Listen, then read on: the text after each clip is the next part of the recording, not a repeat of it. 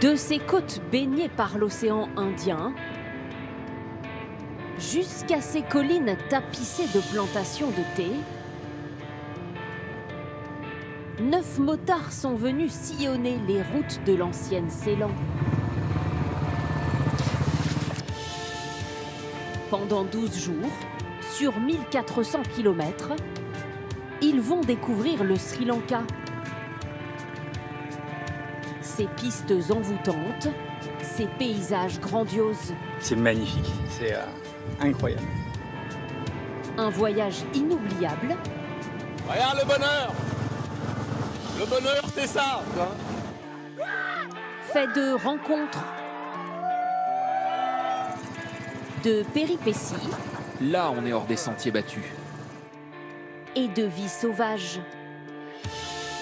De Negombo, les motards rejoindront d'abord Kalpitiya, puis direction le triangle culturel du Sri Lanka.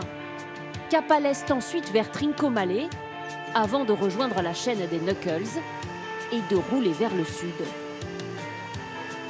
Un voyage qui commence au bord de la route au petit matin. Bon les gars, voici notre voyage. Donc est-ce que quelqu'un sait où on se trouve déjà? Oui, au Sri Lanka. Ouais, très bien ça. Reshad Mahmoud Dobi, le guide du groupe, présente l'itinéraire du jour. On a 110 km aujourd'hui, on va longer la côte. Et met en garde sur les difficultés de la conduite au Sri Lanka. Et puis il y a aussi une particularité que nous en France on connaît moins, c'est qu'on roule à gauche. Donc attention, là on regarde à droite et on double. À droite, exactement. Dès les premiers kilomètres, il faut en effet s'adapter et se frayer un chemin entre les piétons et les tuk-tuk. Ouais, alors, par rapport à chez nous, c'est extrêmement dense. Et puis c'est surtout un peu l'anarchie, chacun fait un peu comme il veut. C'est-à-dire que c'est le plus audacieux qui passe. Yves Chardon, originaire de la Drôme, et son épouse Françoise en sont à leur deuxième voyage à moto à l'étranger. Malgré ses 69 ans, Yves est le motard le moins expérimenté du groupe. Il n'a son permis que depuis 5 ans. Les autres en sont à des années de pratique. Il y a les 2 voyageurs en solo, Romuald et Abel. Les copains auvergnats Bruno, Pierre et Eric. Et les 2 amis anglais Roger et Paul.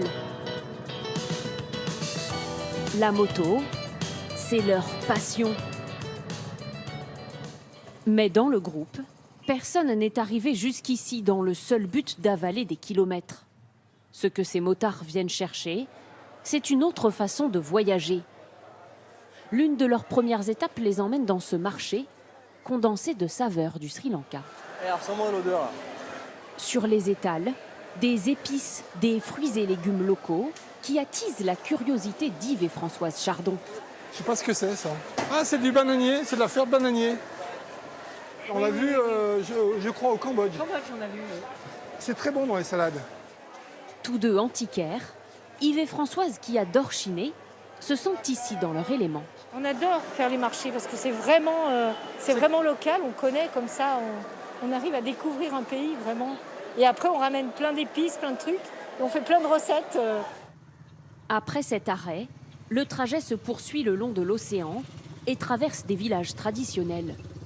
Sur la route, un temple hindou a attiré l'attention du groupe. C'est beau, hein? Coloré. C'est coloré, c'est beau. Romuald Plissono, chef d'entreprise, fait ici son premier voyage en groupe à moto. C'est le voyage que je me suis offert pour mes 45 ans, de venir au Sri Lanka et de venir faire un road trip moto avec des gens que je ne connais pas et seul. Installé au Cap Ferret, Romuald Plissono roule normalement sur la côte atlantique en Harley-Davidson. Ici, pour lui comme pour les autres motards, c'est en Royal Enfield, la 2 roues historique de l'armée indienne.